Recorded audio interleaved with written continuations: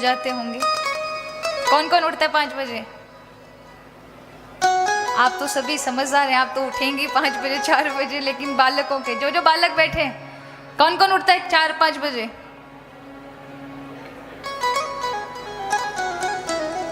ये भाई लोग बैठे हैं, इनमें से कोई उठता है? आप उठते हैं 5 बजे?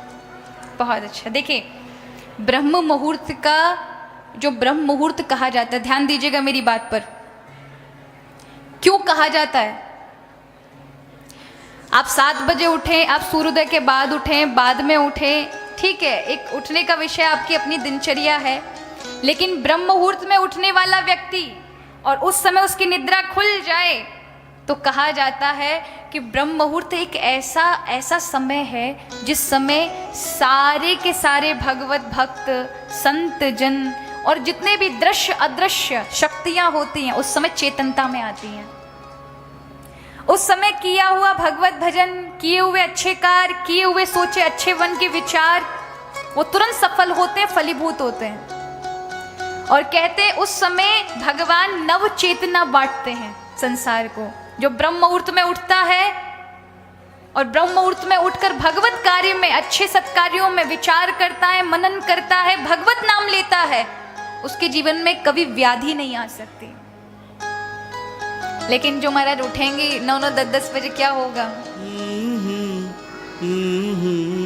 सूर्य भगवान जो प्रकाश के देवता है ना, वो नव चेतना देने के लिए प्रथम वेला में उपस्थित होते हैं और हम खाट पर पड़े रहते हैं, बेड पर चद्दर टांग करके। तो ठाकुर जी भी कहते हैं, वाह भैया, सोते रहो तुम, और फिर दिन के 12 बजे उठेंगे तो क्या होगा?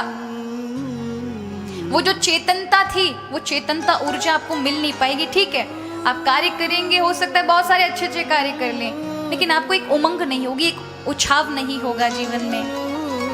इसलिए ब्रह्म मुहूर्त कोई साधारण नहीं है, इसी में संत ऋषि जागते हैं,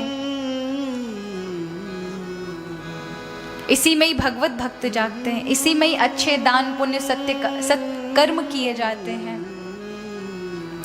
जो कहते ब्रह्म मुहूर्त में उठकर भगवत भजन करता है, बालक पढ़ते हैं ब्रह्म मुहूर्त के अंदर, वो विद्या को प्राप्त कर लेते हैं। इसलिए 3 बजे से 4 बजे के बीच में, 5 बजे के बीच में अवश्य बालकों को अध्ययन करना चाहिए।